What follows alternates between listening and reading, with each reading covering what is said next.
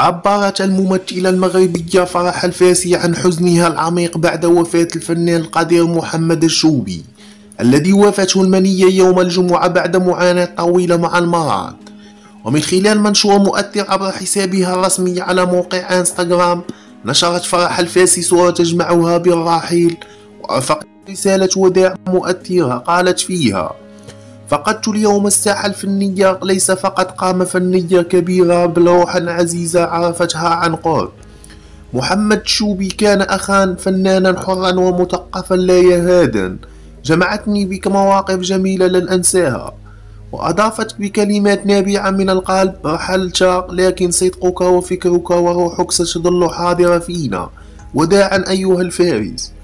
وتأتي هذه الرسالة في سياق موجة من الحزن والصدمة التي خيمت على الوسط الفني المغربي عقب رحيل أحد أبرز رموزه، حيث توالت رسائل تعزية من فنانين وجمهور وفاء لما قدمه محمد الشوبي من عطاء فني وإنساني كبير.